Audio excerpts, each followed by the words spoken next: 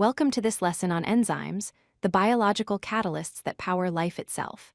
Enzymes are remarkable protein molecules that make nearly every chemical reaction in your body possible.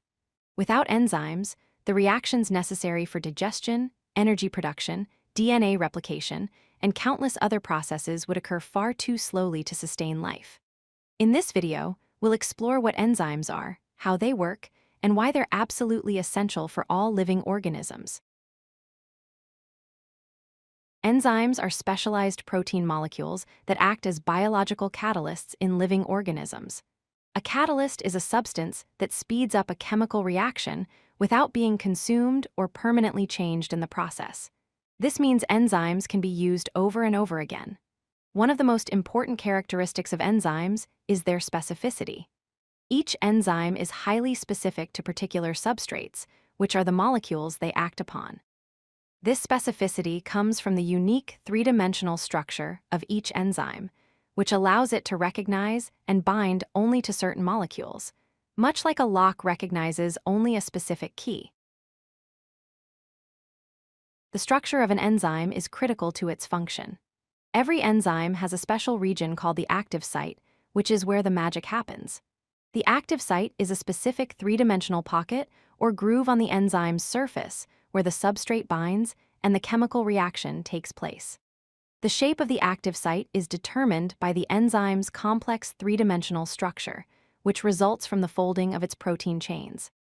This intricate folding creates a unique shape that is perfectly suited to interact with specific substrate molecules.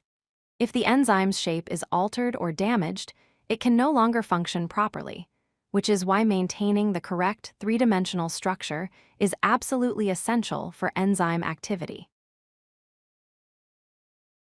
The lock and key model was one of the first explanations for how enzymes work, proposed by scientist Emil Fischer in 1894. In this model, the enzyme is like a lock and the substrate is like a key. Just as a specific key fits perfectly into a specific lock, a substrate fits perfectly into the enzyme's active site. This model explains the remarkable specificity of enzymes. Each enzyme has an active site with a shape that is complementary to its specific substrate, meaning they fit together perfectly. Only the correct substrate can bind to the enzyme's active site, which is why enzymes are so selective. While this model is simple and helpful for understanding basic enzyme-substrate interactions, it has limitations because it suggests the enzyme is rigid and unchanging. The induced fit model is a more accurate and modern explanation of enzyme function, proposed by Daniel Koshland in 1958. Unlike the rigid lock and key model, the induced fit model recognizes that enzymes are flexible molecules. When a substrate approaches an enzyme, the enzyme's active site undergoes a conformational change, meaning it changes shape slightly to achieve an optimal fit with the substrate. This flexibility allows the enzyme to wrap around the substrate more snugly, positioning the catalytic groups in the active site precisely where they need to be to facilitate the reaction. The induced fit model better explains how enzymes achieve their remarkable catalytic efficiency and how they can stabilize transition states during chemical reactions.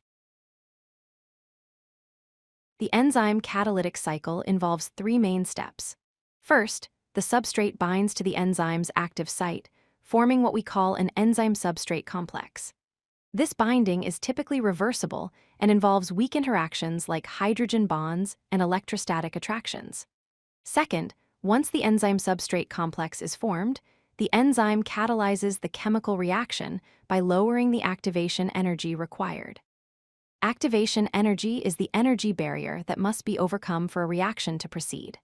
By lowering this barrier, enzymes allow reactions to occur much faster and at the relatively low temperatures found in living cells. Third, after the reaction is complete, the products are released from the active site, and the enzyme returns to its original state, ready to catalyze another reaction. Because enzymes are not consumed in the reaction, a single enzyme molecule can catalyze thousands or even millions of reactions. Several factors can significantly affect how well enzymes function. Temperature is crucial because enzymes have an optimal temperature at which they work most efficiently. For most human enzymes, this is around 37 degrees Celsius, our normal body temperature. If the temperature is too low, molecular motion decreases and reactions slow down. If it's too high, the enzyme can denature, meaning its three-dimensional structure unfolds and it loses its function. pH level also matters greatly. Each enzyme has an optimal pH at which it functions best. For example, pepsin, a digestive enzyme in your stomach, works best in highly acidic conditions around pH 2, while other enzymes prefer neutral or alkaline conditions. Substrate concentration affects reaction rate because more substrate molecules mean more frequent collisions with enzyme active sites, up to a saturation point. Finally, enzyme concentration directly influences reaction rate because more enzyme molecules mean more active sites available for catalysis. Enzyme inhibition is an important regulatory mechanism in living systems. Inhibitors are molecules that decrease enzyme activity. There are two main types. Competitive inhibition occurs when an inhibitor molecule competes with the substrate for binding to the active site. Because the inhibitor and substrate are similar in shape, the inhibitor can occupy the active site, preventing the substrate from binding. However, this type of inhibition can be overcome by increasing substrate concentration. Non-competitive inhibition occurs when an inhibitor binds to a site on the enzyme other than the active site, called an allosteric site.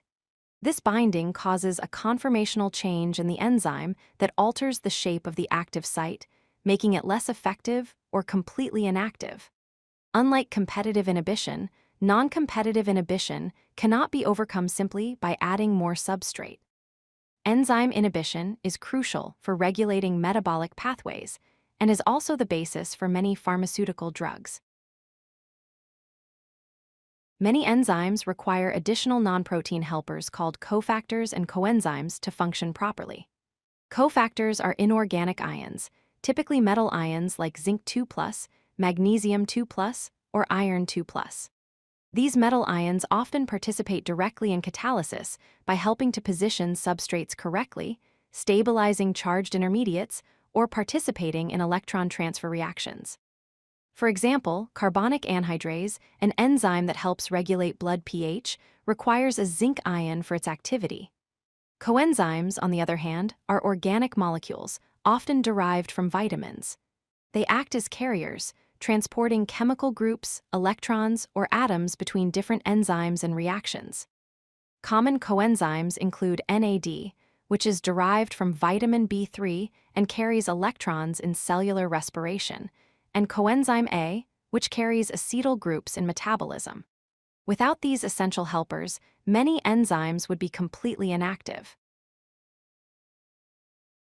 Enzymes are absolutely fundamental to life, as we know it.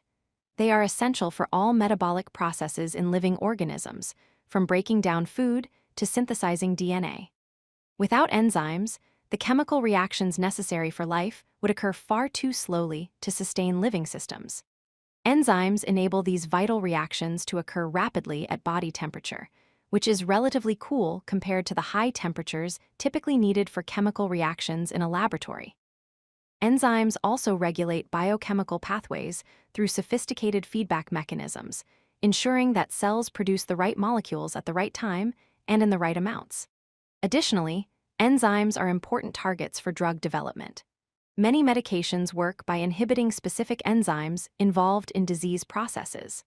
Understanding enzymes has revolutionized medicine, biotechnology, and our fundamental understanding of life itself.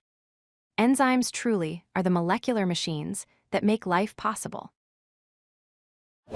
If you like this video, hit that like button and don't forget to subscribe. Visit CodeLucky.com for more such useful content.